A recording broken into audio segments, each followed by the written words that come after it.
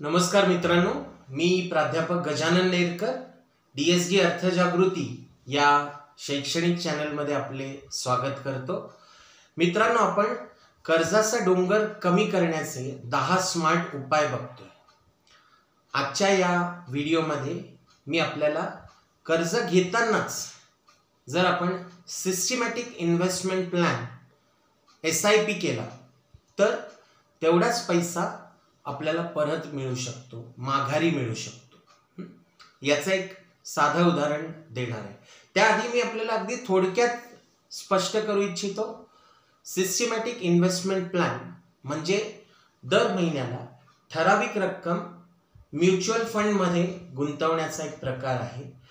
जसे की आपण म्युच्युअल फंड मध्ये सिस्टमॅटिकली दर महिन्याला एका ठराविक कालावधीसाठी, उदाहरणार्थ आपण 10 वर्षाचं कर्ज घेतलं असेल तर आपण 10 वर्षाची रक्कम सिस्टमॅटिक इन्व्हेस्टमेंट प्लॅन मध्ये दर महिन्याला एक ठराविक रक्कम जसे की 500 रुपये, 1000 रुपये अशा पद्धतीने आपण SIP मध्ये गुंतवली आणि कर्जाबरोबर आपण ही इन्व्हेस्टमेंट पण चालू ठेवली तर आपल्याला कर्जफेड पूर्ण होताना जो कालावधी आहे त्यावेळी आपल्या म्युच्युअल फंडची व्हॅल्यू ही तितकीच असेल जेवढे आपण कर्ज रिपे केलेलं आहे। असं एक सोपं उदाहरण आपल्याला मी या व्हिडिओच्या माध्यमातून स्पष्ट करू शकतो।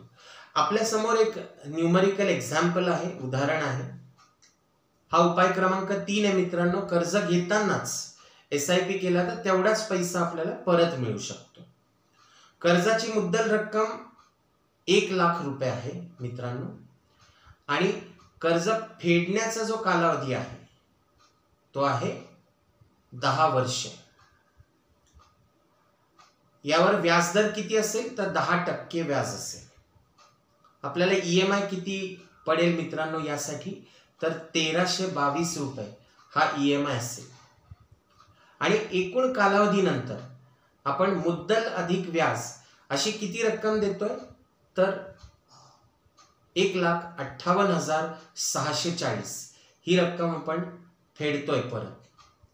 आता याच कर्जासोबत मित्रांनो, उदाहरणार्थ 1322 च्या हप्त्यासोबत आपण जर 500 रुपये महिना SIP सुरू केला म्हणजे सिस्टमॅटिक इन्व्हेस्टमेंट प्लॅन जर आपण सुरू केला तर मित्रांनो, म्हणजे ही तर मी अगदी कमी परताव्याची रक्कम किंवा टक्केवारी सांगितली आहे।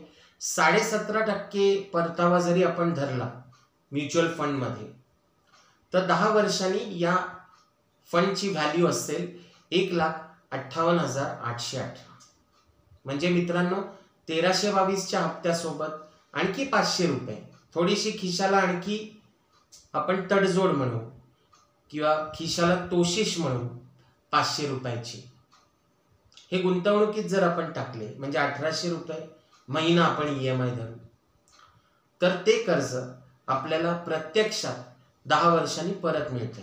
1,58,640 हा एकूण मुद्दल अधिक व्याज तुम्ही भरताय 10 वर्षात आणि तेवढीच व्हॅल्यू 17.5%। मित्रांनो, हे जास्त पण असू शकतं, 20%, 25% सातत्याने रिटर्न्स देणारे म्युच्युअल फंड्स आहेत आजच्या काळामध्ये। म्हणजे कदाचित ही रक्कम 2 लाखाच्या वरही जाईल, पण तरी सुद्धा आपण कमीत कमी धरली आहे, 17.5% धरली आपण, तर अवघ्या 10 वर्षात तुम्हाला तुमची संपूर्ण कर्जाची रक्कम व्याजासकट परत मिळते। मित्रांनो, हा एक मॅजिकल फॉर्म्युला आहे। कर्जाचा डोंगर कमी करायचा असेल तर एक SIP नक्की सुरू करा। त्याबरोबर आपण कर्ज परतफेडीचे स्मार्ट उपाय पाहत आहोत मित्रांनो। माझ्या सोबत राहा, आणखी उपाय मी आपल्या समोर पुढच्या व्हिडिओमध्ये शेअर करणार आहे। तोपर्यंत धन्यवाद।